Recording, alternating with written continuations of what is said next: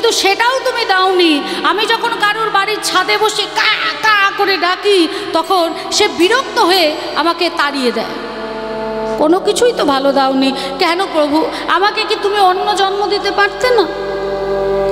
এই কথা শুনে রামচন্দ্র বলছে, বেশ তুমি তাহলে বলো কাক, তুমি কি হতে চাও? আস্তে তুমি বলো, তুমি কি হতে চাও? বলছে, প্রভু আমি হাঁস হতে চাই। হাঁস কি সুন্দর ফর্সা, একদম দুধের মতো সাদা, জলের মধ্যে আপন মনে ঘুরে বেড়ায়, কোনো ভয় নেই, ডর নেই, কিচ্ছু নেই। আমি হাঁস হতে চাই প্রভু, তুমি আমাকে হাঁস করে দাও। রামচন্দ্র বললেন, এক কাজ করো, তুমি একটা হাঁসকে ডেকে নিয়ে এসো। একটা হাঁসকে যখন ডেকে এনেছে তখন রামচন্দ্র জিজ্ঞেস করছে হাঁসটাকে, হাঁস তোমার কি কোনো দুঃখ আছে না তুমি খুব আনন্দে আছো? বলছে, প্রভু এই জগতে আমার থেকে দুঃখী আর কেউ নেই। কেন জানো প্রভু? আমাকে তো খাঁচার মধ্যে বন্ধ করে রাখে। আমি যে ডিমগুলো দিই সেই ডিমগুলোর মধ্যে আমার সন্তানরা থাকে। এরা কি করে? ওই ডিমগুলোকে ফাটিয়ে কী সব বানায়, সিদ্ধ করে কী সব বানায়, আমার সন্তানগুলোকে হত্যা করে ওইগুলোকে তারা খায়। আমার যখন বয়স হয়ে যায়, যখন আমি আর ডিম দিতে পারি না, তখন আমায় এমনি এমনি পোষে না প্রভু, সঙ্গে সঙ্গে তারা আমাকে হত্যা করে আমার এই মাংসটাও তারা ছাড়ে না। তাই আমার থেকে দুঃখী এ জগতে আর কেউ নেই প্রভু। আমি হাঁস হতে চাই না। হাঁস চলে গেল। রামচন্দ্র বলছে, কি কাক তুমি হাঁস হবে? বলছে, না না প্রভু, হাঁস আমি আর হব না, ও যা অবস্থা দেখছি, না না হাঁস আমি আর হব না। বলছে, বেশ তাহলে তুমি কি হবে? বলছে, আমি বরং এক কাজ করি প্রভু, আমি টিয়া পাখি হব। হ্যাঁ, আমার গায়ের রঙটা সবুজ হবে, আমি এখান ওখান সেখান উড়ে উড়ে বেড়াবো। বেশ তাহলে একটা টিয়া পাখিকে ডেকে এনো। একটা টিয়া পাখিকে ডেকে এনেছে। রামচন্দ্র বলছে, আচ্ছা টিয়া পাখি তুমি সুখে আছো না দুঃখে আছো? টিয়া পাখি বলছে, প্রভু আমার থেকে দুঃখে, আমার থেকে কষ্টে জগতে আর কেউ নেই। হ্যাঁ, ব্যাত কি করে? ব্যাত ফাঁদ পেতে বসে থাকে। হ্যাঁ, আর ওই ফাঁদ পেতে বসে আমাকে তার জালের মধ্যে আটকায়, আর আটকে আমাকে বিক্রি করে। আর ওই বাড়ির লোকেরা কি করে? আমাকে খাঁচার মধ্যে বন্ধ করে রাখে, তারা যা বলে আমাকে তাই বলতে হয়। বন্দি জীবনের মতো দুঃখ কষ্ট যন্ত্রণা আর কি কিছুতে আছে? আমি তো খোলা আকাশে উড়ে বেড়াতে পারি না। না না প্রভু, হ্যাঁ আমি খুব কষ্টে আছি, আমার থেকে কষ্টে আর কেউ নেই। রামচন্দ্র বললেন, বেশ কাক তুমি কি টিয়া পাখি হতে চাও? কাক বলছে, না না না আমি টিয়া পাখি হব না। তাহলে এবার বলো তুমি কি হতে চাও? বলছে, প্রভু আপনি বরং এক কাজ করুন, আপনি আমাকে ময়ূর বানিয়ে দিন। নানা রকম রং, আমি পেখম মেলবো, আমি নাচবো, আপনি আমাকে ময়ূর বানিয়ে দিন। বেশ তাহলে একটা ময়ূরকে ডেকে নিয়ে আসো। একটা ময়ূরকে ডেকে এনেছি। রামচন্দ্র বলছে, ময়ূর তুমি কি ভালো আছো না খারাপ আছো? ময়ূর বলছে, প্রভু বাইরে থেকে আমাকে দেখে বোঝা যায় না, সবাই ভাবে আমি খুব ভালো আছি। যখন মেঘের গর্জন হয় তখন আমি পেখম তুলে নৃত্য করি, আমার নৃত্য দেখে সবাই আনন্দ পায়। আমি ঘুরে বেড়াই নানা দিকে, তাই দেখে সবাই আনন্দ পায়। কিন্তু আমার থেকে কষ্ট এ জগতে কারোর নেই। কেন জানো প্রভু? কারণ ব্যাত যখন আমাকে ধরে, আমাকে ধরার পরে আমার দেহ থেকে আমার পালকগুলো উপড়ে উপড়ে নিয়ে নেয়। আর ওই যে পালকগুলো আমার দেহ থেকে উপড়ে নেয়, আমার দেহ থেকে ঝরঝর ঝরঝর করে রক্ত পড়ে। সে কি যন্ত্রণা প্রভু! আমার সমস্ত পালক নিয়ে হাজার হাজার টাকা দাম দিয়ে তারা বিক্রি করে। শরীর থেকে কোনো অঙ্গ উপড়ে নেওয়া, এর থেকে কষ্ট আর কিসে হতে পারে? না প্রভু না, আমার থেকে কষ্টে জগতে আর কেউ নেই। চলে গেল ময়ূর। এবার রামচন্দ্র বলছে, কি কাক তুমি কি ময়ূর হবে? কাক বলছে, প্রভু না আমি হাঁস হব, না আমি টিয়া হব, না আমি ময়ূর হব। আমি যেমন কাক ছিলাম তেমনি আমি কাকও থাকবো। এই জগতে যে যেমন মানুষ সে কিন্তু অপরজনকে সেটাই ভাবে মা। দেখতে গেলে এই জগতে কেউ কিন্তু সুখে নেই, প্রত্যেকের কিছু না কিছু কষ্ট, কিছু না কিছু যন্ত্রণা আছেই আছে। কেউ বুকে হাত দিয়ে বলতে পারবে না যে আমার থেকে সুখী কেউ নেই। তবে হ্যাঁ, সুখী আছে কারা আছে? যারা আমার ভগবানের ভক্ত হতে পেরেছে। আপনি একজন বৈষ্ণব ভক্তকে জিজ্ঞেস করবেন কেমন আছো, সে আপনাকে বলবেন প্রভু খুব ভালো রেখেছে। আর আপনি একজন ব্যারিস্টার মিনিস্টারকে জিজ্ঞেস করবেন কি ভাই কেমন আছো, ওই আছি একরকম। সে কিন্তু মন খুলে প্রাণ খুলে বলতে পারবে না যে খুব ভালো আছি, কিন্তু একজন ভক্ত সেটা বলতে পারবে। মা, যারা প্রকৃত ভক্ত হতে পেরেছে, আমার ভগবান তাদের কোনো অভাব রাখেনি। খাওয়া দাওয়া বলুন, পোশাক আশাক বলুন, মান সম্মান বলুন, কোনো কিছু না। ভগবান নিজে মুখে বলছেন না যে মন মহাভাবতু, তোমার মনটা তুমি আমায় দাও। তোমার মনটা, তোমার ভালোবাসাটা যদি এ জগৎকে তুমি দাও, তাহলে এ জগতে তুমি দুঃখ কষ্ট যন্ত্রণা ছাড়া কিচ্ছু পাবে না। প্রথমে আসবে স্বার্থ, তারপর আসবে বিবাদ, তারপর হবে বিচ্ছেদ এবং সব শেষে হবে ধ্বংস। কিন্তু তুমি যদি তোমার মনটা, তোমার ভালোবাসাটা আমাকে দাও, তুমি আমায় যা দেবে আমি শতগুণ ফিরিয়ে দেব। এই হাজার হাজার ভক্ত তোমায় ভালোবাসবে। নিতাই গৌর হরি বল। তার জ্বলন্ত দৃষ্টান্তকে আমাদের বরানগর পাটবাড়ির রাধারমন চরণ দাস বাবাজি দাদামশাই, রামদাস বাবাজি, বৈষ্ণব চরণ দাস বাবাজি, আমাদের ললিতা মা, সখী মা যাকে বলা হয় সমাজবাড়ি, এরকম বহু দৃষ্টান্ত আছে। ইস্কনে যদি দেখতে যাই, শ্রী প্রভুপাদ কে নেই, ঠাকুর শ্রী শ্রী রামকৃষ্ণ পরমহংসদেব, কোনো কিছুর অভাব নেই মা। তাই যদি ভালোবাসতে হয় তাকে ভালোবাসতে হবে।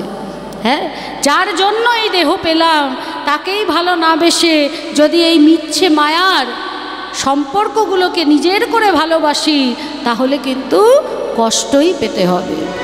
দেখবেন রাস্তা দিয়ে গেলে প্রতীক্ষালয় লেখা থাকে। আপনি খুব ক্লান্ত, আপনি ভাবলেন আমার গাড়িটা আসতে দেরি হচ্ছে, আমি প্রতীক্ষালয়ে একটু বিশ্রাম করি।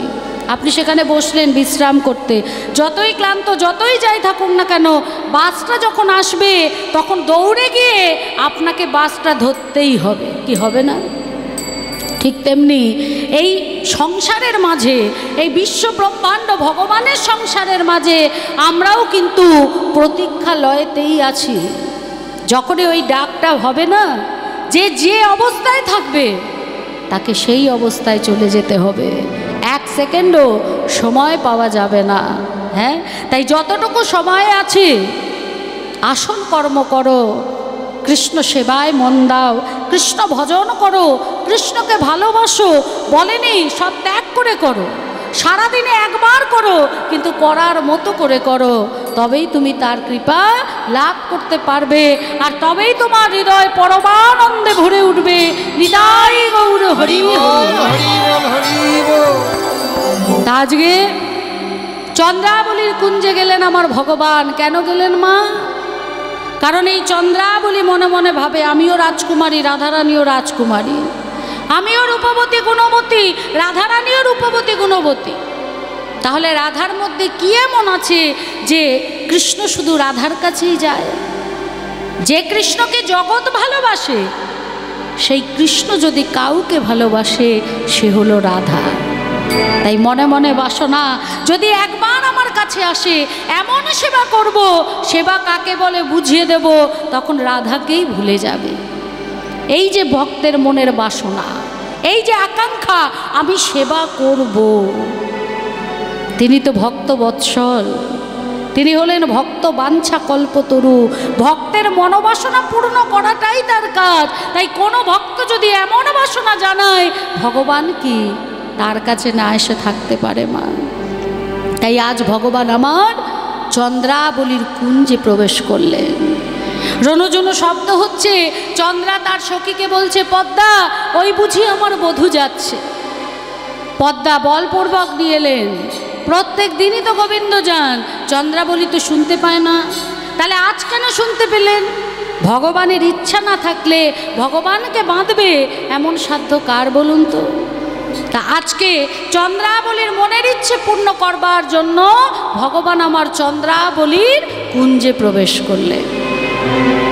আর যখনই চন্দ্রাবলীর কুঞ্জে প্রবেশ করেছে, বহু আকাঙ্ক্ষিত ধন, বহুদিনের বাসনা সামনে পেয়ে তে দিশাহারা, কিভাবে কি করবে বুঝে পাচ্ছেন। হলুদ বসন ছাড়িয়ে নীল বসন পরিয়েছে, কাজল আর সিঁদুর মুখে লেপটে দিয়েছে মা, বুকের মধ্যে নখ আর কঙ্কনের আঁচড় এমনভাবে চন্দন দিয়েছে যে শ্যামবর্ণ গৌরবর্ণ হয়ে গেছে। সেবা করতে করতে ঘুমিয়ে পড়েছে। গোবিন্দ আমার মনে মনে ভাবছে এই সুযোগ চন্দ্রাবলী ঘুমাচ্ছে, এই সুযোগে আমার রাধার কুঞ্জে যেতে হবে। একদিকে লীলা, একদিকে জীব শিক্ষা। বললেন, হে জীব, আমার নাম শুনতে শুনতে, আমার নাম করতে করতে যদি তুমি ঘুমিয়ে পড়ো, তৎক্ষণাৎ আমি সেই স্থান ত্যাগ করে অন্যত্র চলে যাব। হরি বল, হরি বল। রাধারানীর কুঞ্জে যখন এসছে, তখন রাধারানী কি করলেন না, এক হাত ঘোমটা টেনে পেছন ফিরে বসলেন। পেছন ফিরে তো বসলেন, গোবিন্দ ভাবছে আজ উত্তম মধ্যম আছে, হরি বল। কিন্তু রাধারানী খুব শান্তভাবে বললেন, ওরে ও সখী, বলি গৃহেতে অতিথি এসছে, অতিথি সেবা কর, অতিথি যে নারায়ণ, আসন পেতে দে, বসতে দে, জল দে। গোবিন্দ ভাবছে কোথায় ভাবলাম উত্তম মধ্যম আছে, এদিকে খাতিরের শেষ নেই, তার মানে ভালো রকম কিছু আমার জন্য অপেক্ষা করছে। আসন পেতে দিয়েছে, যেই না গোবিন্দ বসেছে, রাধারানী পিছন ফিরেই বললেন, তা হ্যাঁ গো, বলি রোহিণী জ্যাঠাইমা কেমন আছে? গোবিন্দকে যশোদা মায়ের কথা নয়, রোহিণী জ্যাঠাইমার কথা জিজ্ঞেস করছে। গোবিন্দ ভাবছে আমাকে তো আমার মায়ের কথা জিজ্ঞেস করবে, রোহিণী জ্যাঠাইমা সে তো বলাই দাদার মা, কেন জিজ্ঞেস করছে? বলছে, ও রাধে, তুমি কি আমাকে চিনতে পারোনি? আরে আমি গো, আমি তোমার প্রাণনাথ, তোমার প্রাণবধূ। যেই না বলেছে, রাধারানী সঙ্গে সঙ্গে ঘোমটাটা সরিয়ে বলছে, তাই বলো। যা কিম্বুৎকিম আকারে চেহারাখানা বানিয়ে রেখেছো, বলি বোঝার উপায় রেখেছো? হ্যাঁ, শ্যামবর্ণ গৌরবর্ণ হয়ে গেছে, বলাই দাদার গায়ের অঙ্গ গৌর। যে তুমি হলুদ ছাড়া অন্য বসনও পরো না, পড়েছো নীল, নীল পরে বলাই দাদা। মুখে চোখে যা সিঁদুর কালি লাগিয়েছো, মনে হচ্ছে কার রন্ধনশালা থেকে এসছো। হ্যাঁ, আর এই যে বুকের মধ্যে এত আঁচড়, হরি বল। বলি গত নিশীতে কোথায় ছিলে? যেই না এই কথা বলেছে মা, সঙ্গে সঙ্গে গোবিন্দ বলে উঠলেন, হায় হায় রাধে, তুমি আমাকে এরকম মনে করো? ও রাধে শোনো, আমার গায়ের রং শ্যামই আছে, তুমি গৌর দেখছো, আর আমি নীল নয়, হলুদ বসনই পরে আছি। আসলে কি জানো তো, ওই সব সময় আমার কথা ভাবো তো, ভাবতে ভাবতে আমার বর্ণ ভাবতে ভাবতে তোমার চোখের মণিটাই নীল হয়ে গেছে। নাহলে জল জ্যান্ত হলুদ বসন, সেটাকে তুমি নীল দেখো? হ্যাঁ, আরও শোনো, এই যে মুখে চোখে সিঁদুর কালি, কাল যখন আসছিলাম পথে মা চণ্ডীর মন্দির পড়লো, যে মনে মনে ভাবলাম শুভ কাজে যাচ্ছি, একটু গড় করে যাই। ওই রাতের বেলা গড় করতে ঢুকেছি, যজ্ঞের ফোঁটা চারিদিকে ছড়িয়েছিল, আর প্রসাদী ফুলে সিঁদুর লেগেছিল। প্রণাম করে উঠে যেই হাতটা মুখে দিয়েছি, এই যে সিঁদুর কালি লেপটে গেছে, এখানে আমার কি দোষ বলো? হ্যাঁ, আর এই যে নখের আঁচড় বলছো, নখ নয়, নখ নয়, কঙ্কনও নয়। কাল রজনীতে আসতে গিয়ে আমি পথ ভুলে কণ্টক বনে ঢুকে গেছিলাম, কাঁটার বন, আর কাঁটাবিদ্ধ হয়ে এই দশা। মিষ্টি মিষ্টি কথা বলে সবে আমার রাধারানীর মনটাকে নরম করার চেষ্টা করেছে, কিন্তু কথায় বলে মা, যেখানে বাঘের ভয় সেখানেই তাড়াতাড়ি সন্ধ্যা হয়। কোথায় ছিল চন্দ্রাবলী সখী পদ্মা? পদ্মা এসে উপস্থিত, এই যে কানাই, যাক তোমার দর্শন তাহলে মিলল। হ্যাঁ, সারা বৃন্দাবন ঘুরে অবশেষে এই কেশরকুঞ্জে তোমায় পেলাম। গোবিন্দ মনে মনে ভাবছে, হাই রে, এ তো সব খবর হাঁড়ির খবর জানে, হাটে যদি হাঁড়ি ভেঙে দেয়। তা পদ্মা বলতে শুরু করলো, তুমি যে লোকের বাড়ি ঢুকে ননি চুরি করো এটা সবাই জানে, কিন্তু সোনা দানা চুরি করো এটা তো বাপু জানা ছিল না। হ্যাঁ, বলি কবে থেকে সোনা দানা চুরি করতে শুরু করলে শুনি? হ্যাঁ, এই পদ্মা, কি কি সব উল্টো পাল্টা কথা বলছো? হ্যাঁ, কেন বলছো তুমি এরকম কথা? এই ঠিকঠাক কথা বলো। তুমি আঙুল তুলে কার সাথে কথা বলছো? কেন তোমার সাথে? চোরের মায়ের বড় গলা। কি কি কি বলছো? বলি গত রজনীতে তুমি যে আমার সখীর কুঞ্জে ছিলে, আমি কাউকে বলেছি ঢাকঢোল পিটি? ওমা বলেছি? বলিনি তো না। এখন কেন বলছি? কেন বলছি জানো? গত রজনীতে আমার সখীর চরণ থেকে নুপুরখানা খুলে ওই সোহাগ ভরে যে আলতা পরালে, তারপরে ওই সোনার নুপুরখানা কোথায় রাখলে? হ্যাঁ, আমি সারা কুঞ্জ খুঁজেছি, কোথাও পাইনি। দাও বলছি, নাকি তোমার প্রেয়সীর জন্য নিয়ে এসছো?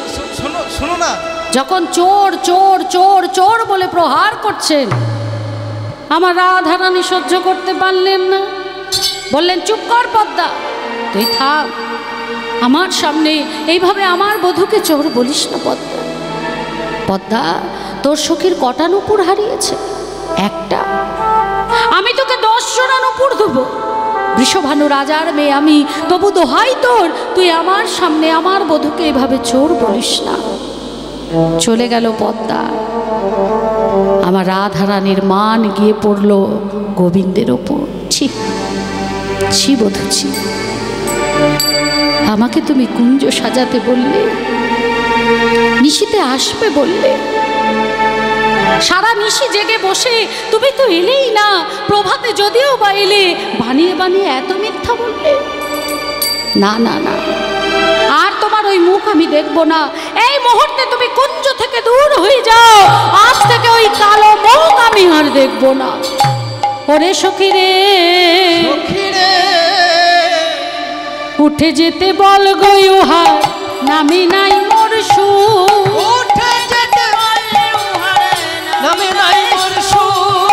উনি কইলে ধর্ম নষ্ট দেখাইয়া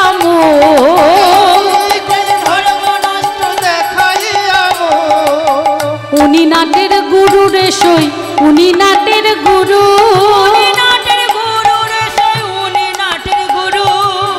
উনি কইলেন ঘরের বাহিরে না চাইয়া ভুরু।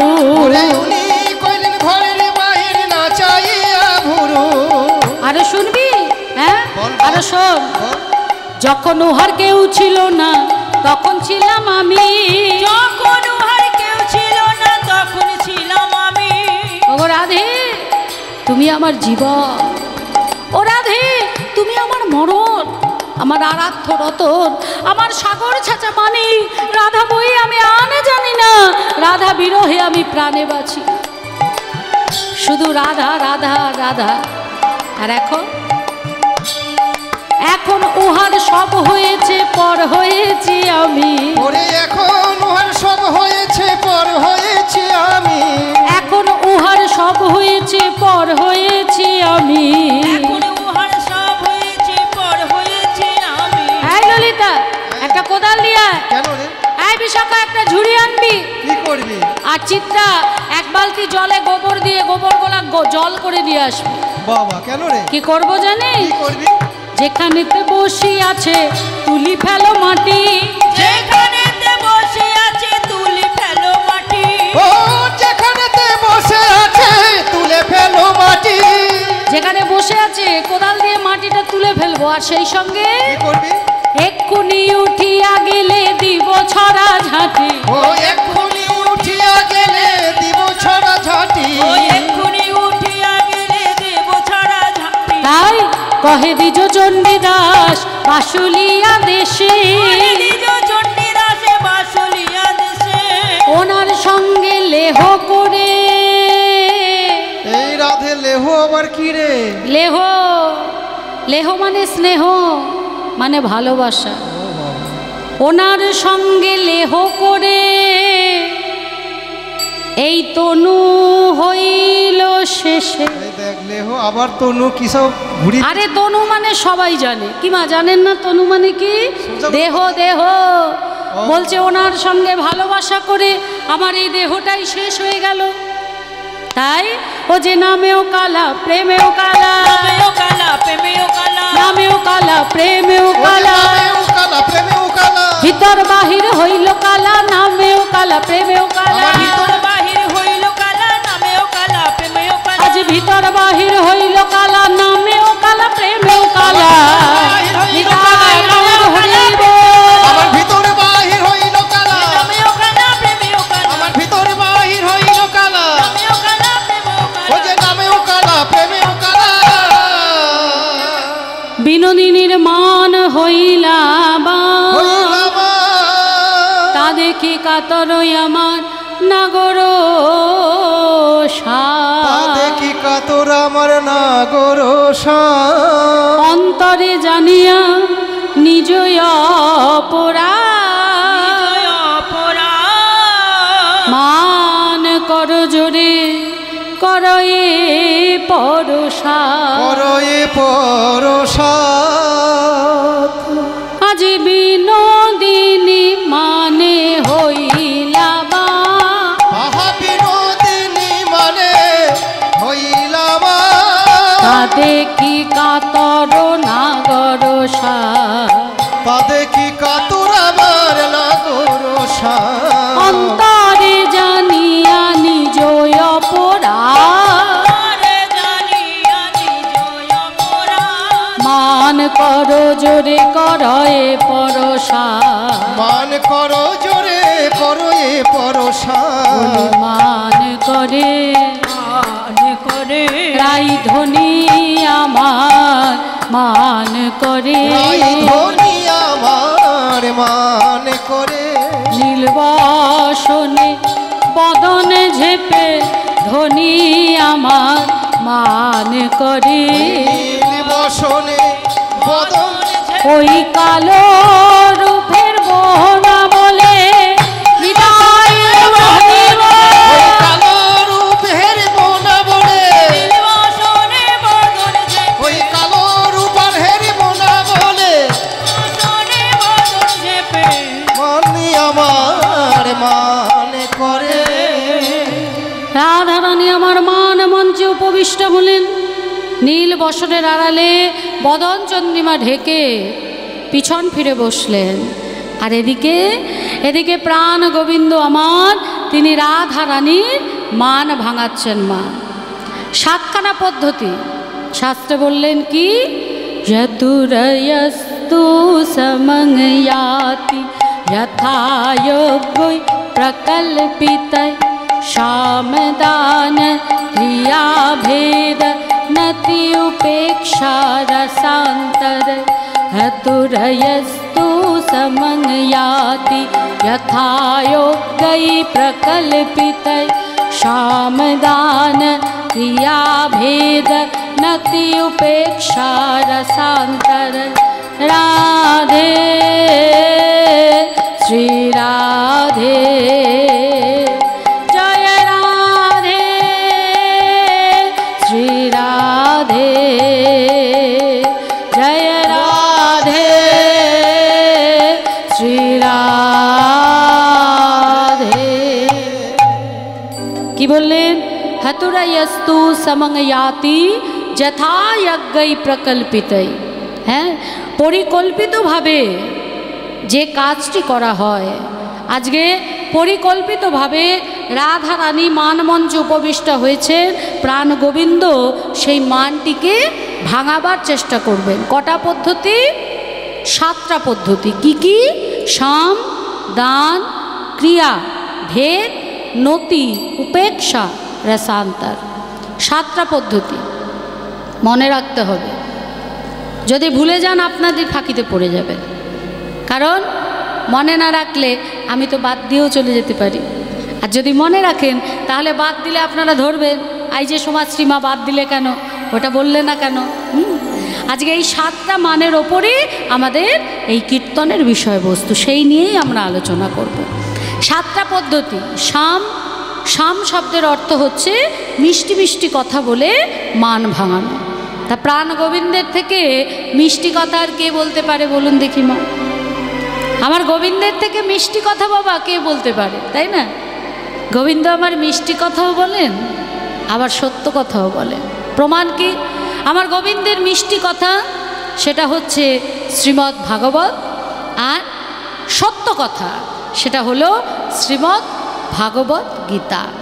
তবে শ্রীমদ্ ভাগবতের একাদশ স্কন্ধে ভগবান আমার মিষ্টি কথাও বলেছেন, সত্য কথাও বলেছেন।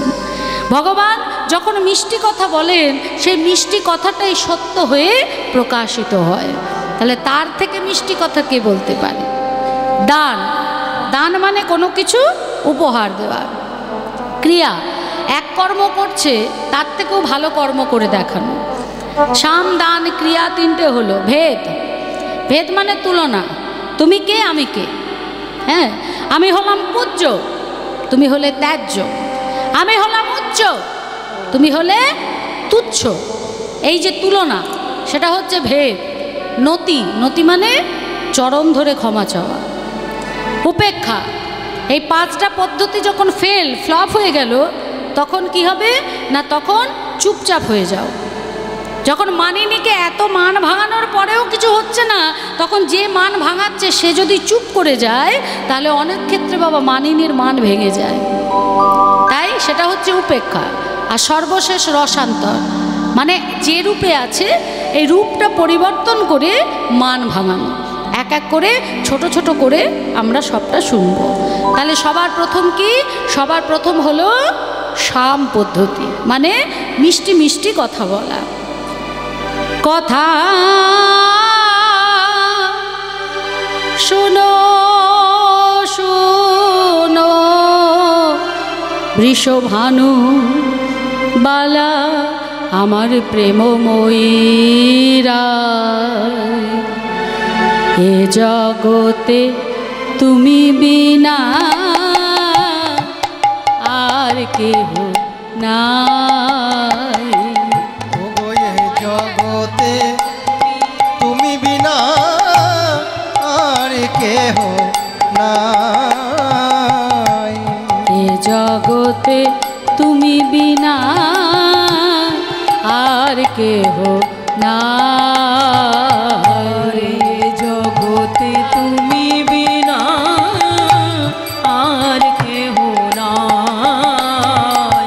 আর কেহ নাই, আমার আর কেহ নাই। রাধে তুমি বিনা আমার আর কেহ নাই। তুমি বিনা আমার আর কেহ নাই। আমার দুঃখের দুঃখী হবে এমন, তুমি বিনা আমার আর কেহ নাই। দুঃখের দুঃখী হবে আমার, তুমি বিনা আর কেহ নাই। এ জগতে তুমি বিনা আর কেহ নাই। এ জগতে তুমি বিনা আমার আর কেহ নাই। তুয়া নামে ধরে যাবে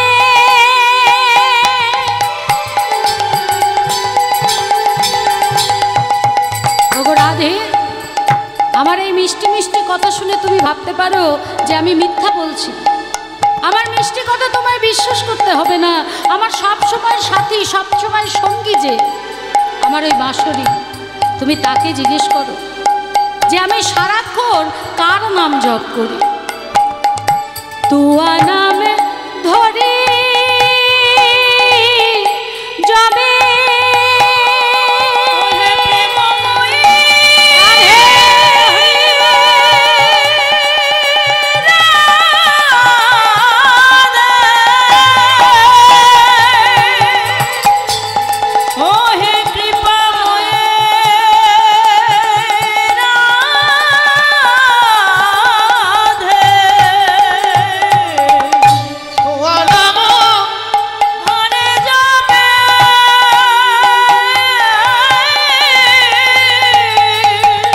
বাঁশুরি বাজায়,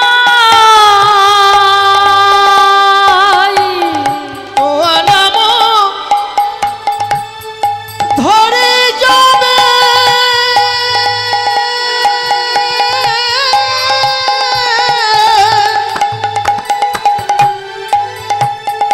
বাঁশরি বাজায়। সকল ভুলিয়া সবে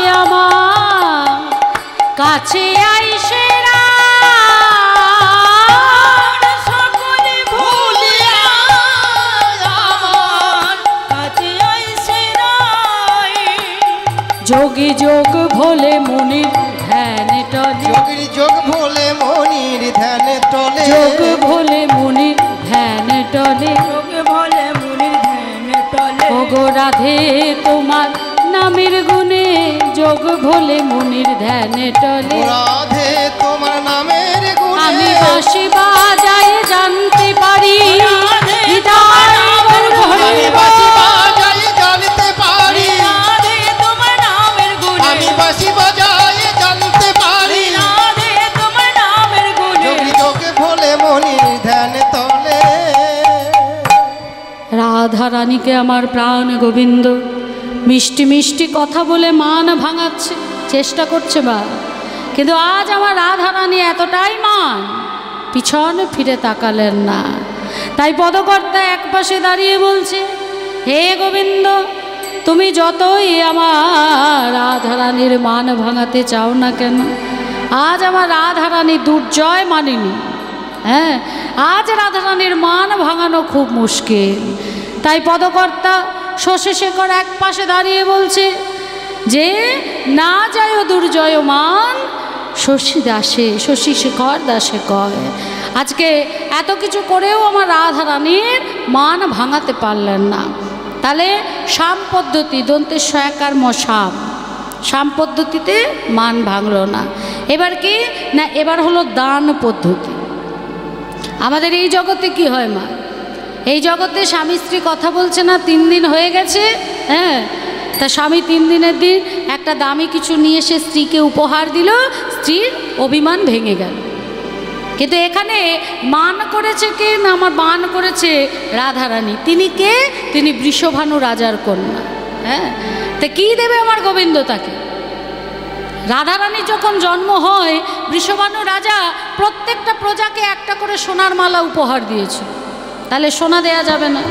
রাধারানী যে ধরনের পোশাক পরতেন, হিরে জহরাত মণি মুক্তা লাগানো, তাহলে পোশাকও দেয়া যাবে না। তাহলে কি দিতে হবে? দেওয়াটা এমন হতে হবে যেটা আমার গোবিন্দের খুব প্রিয়। মানে আমি আমার সবথেকে প্রিয় জিনিসটা আমার সবথেকে প্রিয় মানুষটাকে দিচ্ছি। তা গোবিন্দের সবথেকে প্রিয় কি? রাধা নামে সাদাবাসী, লেহ লেহ লেহ রায় সাধেরও মুরলী, পরশিতে চাহি তোমার চরণের ধুলি। পিত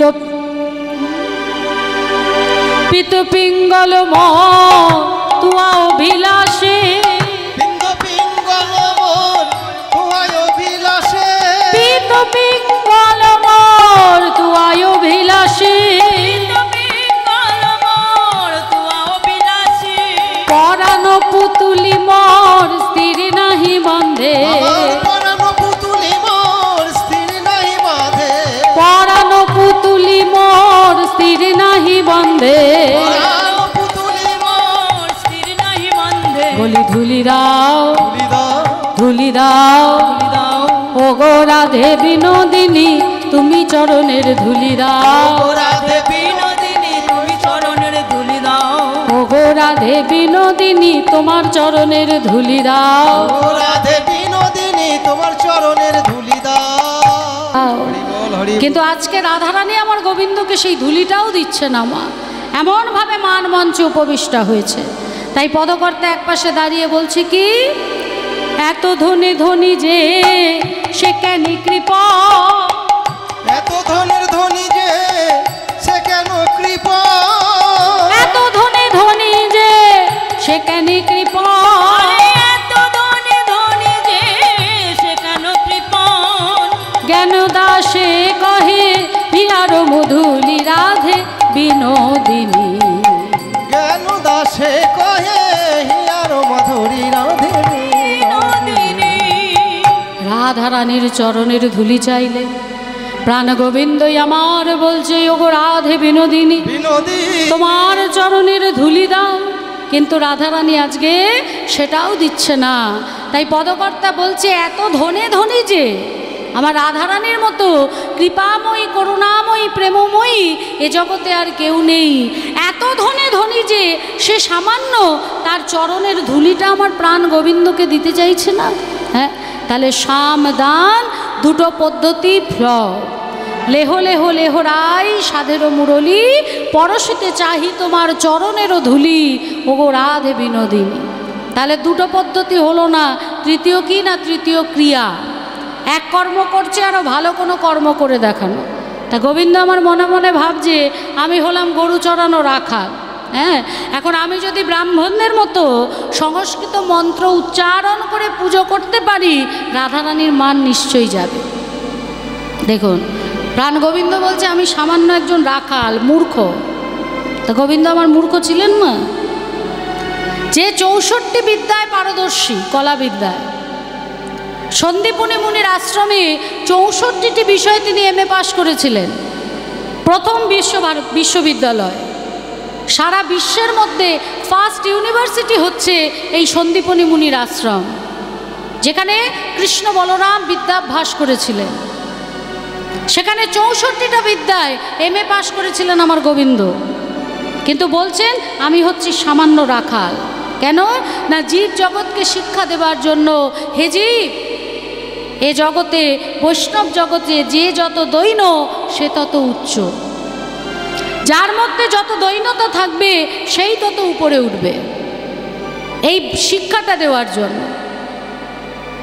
তা বলছে আমি যদি এখন ব্রাহ্মণদের মতো সংস্কৃত মন্ত্র পড়ি, তাই কি করলে না, এই মানকেই চণ্ডী বানিয়ে আজকে ওই কুঞ্জের মধ্যে প্রাণ গোবিন্দ আমার মান চণ্ডীর পূজায় বসে।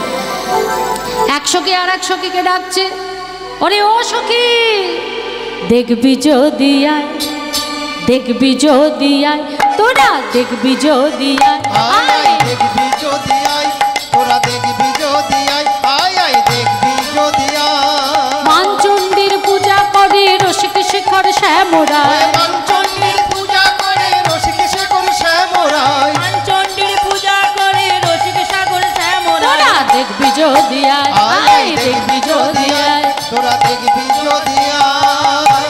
মান চণ্ডীর পূজা তো শুরু করলেন। এবার চণ্ডী পুজো করতে গেলে কি লাগে মা? জবা ফুল লাগে, বেলপাতা লাগে, গঙ্গা জল লাগে। এসব ছাড়া কি চণ্ডী পুজো হবে? তা গোবিন্দ আমার এইসব কোথায় পাবেন? কুঞ্জের মধ্যে নিজের দেহ দিয়েই জবা ফুল, বেলপাতা, গঙ্গা জল নিয়ে তিনি মানচণ্ডীর পূজা করছেন। জবা ফুল কোনটা? করতল জবা ফুল,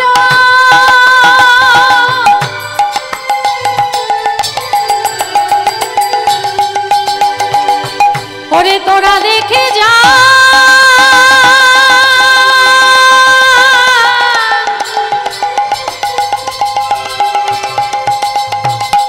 আমার রসিক নাগর রসের শেখর করতল বেলপাতা করে মানচণ্ডীর পূজা করে। আর করতল জবা ফুল, আবার নাশামূল বিল্ল দল, করতল জবা ফুল, নাশামূল বিল্ল দল, করতল জবা ফুল নাশামূল বিল্ল দল। করতল করলেন জবা ফুল আর নাকটাকে করলেন বেলপাতা। আমার গোবিন্দের সর্বাঙ্গ শ্যামবর্ণ, হাতের করতল দুটি টকটকে লাল, জবা ফুলও লাল, তাই করতল হয়ে গেল জবা ফুল, কিন্তু নাকটা কেমন করে বেলপাতা হলো? যদি ভালো করে দেখা যায় মা, 3টে পাতা দিয়ে একটা বেলপাতা। এই দুটো চোখকে করেছে দুটো পাতা, আর এই নাককে করেছে একটা পাতা। এখানে যদি ডাঁটিটা থাকে তাহলে এই দেখুন বেলপাতা। হ্যাঁ, করতল জবা ফুল নাশামূল বিল্ল দল,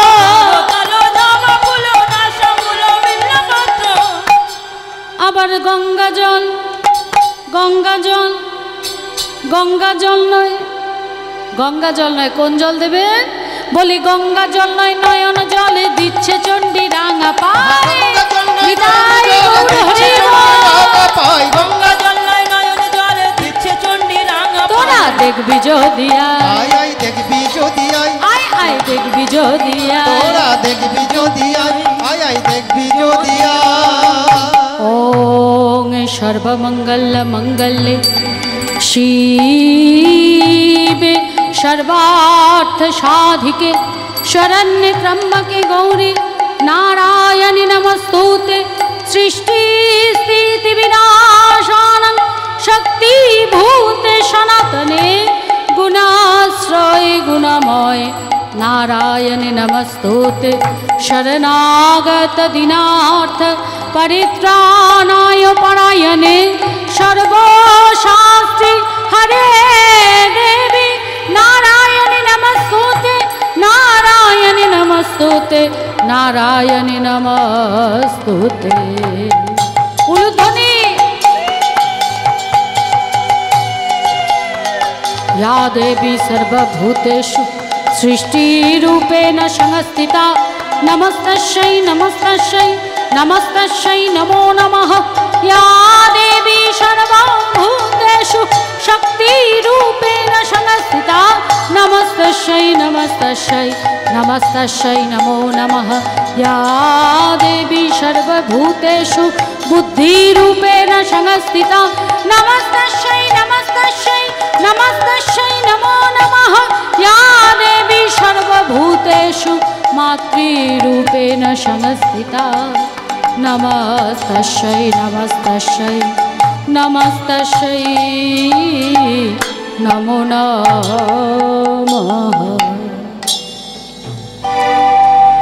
সখীদের চোখগুলো ছানা ভরা হয়ে গেছে মা, মনে মনে ভাবছে এই গরু চড়ানো রাখাল, হ্যাঁ এই রাখাল করছেটা কি? কিন্তু যার জন্য এত পরিশ্রম করলেন কোনো লাভ হলো না, সে ফিরেও তাকালো না, তাহলে ক্রিয়া পদ্ধতিতেও আমার রাধারানীর মান গেল না। এবার এলো কে চতুর্থ, কি বলেছিলাম? বাদ দিয়ে দিই, দেব না? তাহলে মনে রাখুনি কেন? মনেও রাখবে না, বাদও দেওয়া যাবে না। ভেদ, বাহ খুব ভালো, খুব সুন্দর। এই যে মন দিয়ে শুনছে, বাকিরা এদিক দিয়ে ঢুকে এদিক দিয়ে বার করে দিচ্ছে, কোনো লাভ নেই। আর উনি এখান দিয়ে শুনে এখানে এনেছে, খুব ভালো। ভেদাভেদ মানে তুলনা, তুমি কে আর আমি কে। হ্যাঁ, আমি হলাম উচ্চ, তুমি হলে তুচ্ছ, আমি হলাম পূজ্য, তুমি হলে ত্যায্য। মানে যতটা রাধারানীকে নিচু করা যায়। বলছে যে তোমরা যে আমার সঙ্গে এরকম করছো, হ্যাঁ আমি তো শুধু এই যুগে আসিনি, সেই সত্য যুগ থেকে আমি আসছি। মিন কুর্ম বরাহ বামন নৃসিংহ আদি অবতার, নৃসিংহ বরাহ বামন নৃসিংহ বামন অবতার। কে না জানে বৃন্দাবনে তোহে কহি পুনর্বার, জানে বৃন্দাবনে তোহে কহি আরেবার। বলছে কি মিন কুর্ম বরাহ বামন নৃসিংহ, সত্যযুগে একবার দুবার নয়, 5-5বার আমি অবতার রূপ ধরে এসেছি। মিন রূপ মানে মাছের রূপ ধরে এসে আমি সত্যব্রত মনুর প্রাণ রক্ষা করেছি। হ্যাঁ, যখন কুর্ম অবতার হয়ে এসেছি, কুর্ম, তখন ওই মন্দার পর্বতটাকে আমার পিঠের ওপর বসিয়ে দিয়ে আর সেটাকে টানা হয়েছিল, যে সমুদ্র মন্থন হয়েছিল। ওই মন্দার পর্বতের ভারে আমার পিঠের মধ্যে এত বড় একটা গর্ত হয়ে গেছে। মিনকুর্ম বরাহ হিরণ্যক্ষকে বধ করার জন্য বরাহ রূপ। দেখুন, একই যুগে ভগবান দুইবার অবতার হয়ে নেমে এসছেন একই পরিবারের দুইজনকে হত্যা করার জন্য, দুজনকে মারার জন্য। হ্যাঁ, এটা বোধহয় যে এই দৈত্যদের মধ্যে কারুর ক্ষেত্রে হয়নি, যেটা হয়েছে হিরণ্যক্ষ আর হিরণ্যকশিপুরের জন্য। হিরণ্যক্ষকের জন্য অবতার হলেন ভগবান বরাহ, আর হিরণ্যক্ষকেরই ভাই হিরণ্যকশিপুর, যে হলো প্রহ্লাদের পিতা, তাকে মারার জন্য ভগবান সত্যযুগেই নিলেন নৃসিংহ অবতার। বলছে যে হিরণ্যক্ষকে হিরণ্যকশিপুরকে হত্যা করার জন্য আমি বামন, আমি বরাহ নরসিংহ রূপ নিয়েছি। বামন রূপ নিয়ে এসে আমি ওই বলি রাজাকে ছলনা করে পাতালে পাঠিয়েছি। আর তোমরা আমার সঙ্গে তুলনা করছো? কোথায় ছিল তখন তোমাদের রাধারানী? শুধু তাই নয়, ত্রেতা যুগে যখন ক্ষত্রিয়রা মাথা চারা দিয়ে উঠেছে, তারা বলছে কি আমরা যুদ্ধ করে সবাইকে বাঁচাবো, আর ওই ব্রাহ্মণ যারা তারা শুধু পুজো পাঠ অঙ্গং ছং করে আমাদের পরিচালনা করবে, এটা কখনো সম্ভব নয়।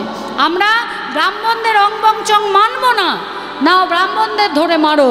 ক্ষত্রিয়রা যখন ব্রাহ্মণদের মারছে, ব্রাহ্মণদের আর্তনাদ সহ্য করতে না পেরে ভগবান পরশুরাম রূপ অবতার হয়ে এলেন এবং এসে ক্ষত্রিয়দের নিধন করলেন।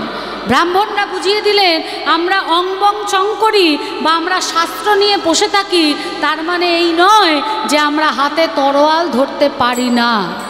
আমরা যেমন শাস্ত্রও ঘাঁটতে পারি, প্রয়োজনে আমরা তরোয়ালও হাতে নিতে পারি। আর রামচন্দ্র অবতার হয়ে যখন এসছিলাম, কাঠের তরী আমার চরণের স্পর্শে সোনা হয়ে গিয়েছিল, অহল্যা সতী উদ্ধার হয়েছিল আমার চরণের স্পর্শে। আর তোমরা কোথাকার কে? তোমরা আমারও প্রসঙ্গে রাধারানীর তুলনা করো। বলি তখন কোথায় ছিল রাধারানী? মা দেখবেন ওই আগুনের মধ্যে যদি একটু ঘি দিয়ে দেওয়া যায় না, আগুনটা আরও বেড়ে ওঠে না। এই যে আগুন চলছে, এর মধ্যে ললিতা সখী ওই ঘি দেওয়ার কাজটা করে দিলেন। বলছে দেখো কানাই, এই সবটাই কিন্তু আমাদের শাস্ত্রে আছে, আমরা জানি, আমরা পড়েছি। এটাই যে তুমি, তার কি প্রমাণ আছে? তুমি তো এটা নিজের দিকে টেনে বানিয়েও বলতে পারো, এটাই যে তুমি, তার কি প্রমাণ আছে? তখন বলছে বেশ ছেড়ে দাও, দরকার নেই। তুমি এই দাপর যুগের কথা চিন্তা করো। এই যুগে সেই ছোট্ট বয়সে 6 মাস বয়সে আমি পুতনা বধ করেছি, অগাসুর বাগাসুর তৃণাবত্তসুরকে বধ করেছি, আমি কালীয় নাগ দমন করেছি, গিরি গোবর্ধন পর্বত ধারণ করেছি। কারো সাধারণের পক্ষে এটা সম্ভব? হ্যাঁ। আর তোমরা কি বলছো? না আমার দোষ, আমি কুঞ্জ থেকে বেরিয়ে যাব। আমার সঙ্গে তুলনা করছো রাধারানী, আমি হলাম উচ্চ আর তোমাদের রাধারানী হচ্ছে তুচ্ছ।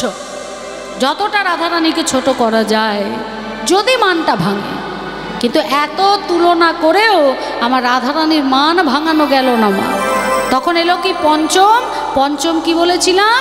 নতি, চরণ ধরে ক্ষমা চাও। হ্যাঁ, আর এই লীলাটা, এই দুর্জয়মান লীলায় এই পঞ্চম পদ্ধতিটাই হচ্ছে আসল। হ্যাঁ, জয়দেব গোস্বামীর পদ বলছেন কি? জয়দেব গোস্বামী সরগরল খণ্ডনম মম শিরসি মণ্ডল, সরগরল খণ্ডনম মম শিরসি মণ্ডল, দেহি পদপল্লব মুদারম। সবার প্রথম কি বললেন? বদসি যদি কিঞ্চিদপি দন্তরুচি কৌমুদি হরতি দর তিমিরমতি ঘোরম। বদসি যদি কিঞ্চিদপি মানে বদনটায় কিঞ্চিত, দন্তরুচি মানে দাঁত, কৌমুদি মানে হাসি, যদি তোমার এই সুন্দর বদনে তোমার ওই চাঁদের মতো দন্তগুলো দিয়ে একটু হাসো রাধে, তাহলেই আমি শান্তি পাই।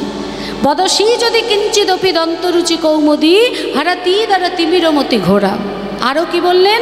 তমসি মম জীবনম, তমসি মম ভূষণম, তমসি মম ভব জলধি রত্নম। তমসি মানে তুমি হও, মম আমার, জীবনম আমার জীবন, তমসি মম ভূষণম তুমি হও আমার ভূষণ মানে অলঙ্কার, তমসি মম ভব, ভব মানে বিশ্ব, জলধি মানে সমুদ্র, তুমি হলে ওই সমুদ্রের সাগর ছাঁচা মানি, তুমি সারা বিশ্বের মধ্যে শ্রেষ্ঠ রত্ন আমার।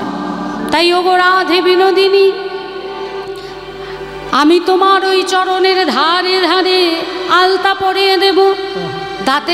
দাঁতের বর্ণনা দিলেন, এবার চরণের বর্ণনা দিচ্ছেন। তোমার ধারে ধারে পরাইব, ধারে ধারে পরাইব, ধারে ধারে পরাইব, ধারে ধারে পরাইব, ও গো রাধে বিনোদিনী ধারে ধারে পরাইব। ও গো রাধে বিনোদিনী, তোমার চরণের ধারে ধারে আমি আলতা পরাবো। আর ওই যে আলতা পরাবো কি করব জানো? ওই যে ফুল দেব, আর দুটো ফুলের মাঝখানে আমার নামটা আমি লিখে দেব। তোমার যখন আমার ওপর মান হবে, যখন তুমি আমার দিকে তাকাবে না, তখন একবার তোমার চরণের দিকে তাকিও। যদি তুমি তোমার চরণের দিকে তাকাও, তাহলে দেখতে পাবে বলি যেই কৃষ্ণ সেই নামী নিতাই গৌর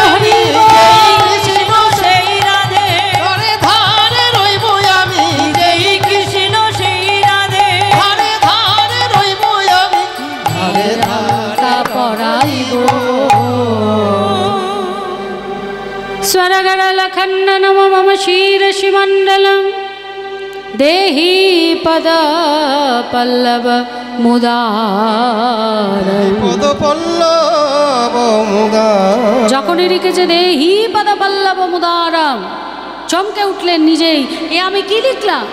না না না, অসম্ভব অসম্ভব, ভগবান রাধারানীর চরণ ধরবে এ আমি লিখতে পারবো না।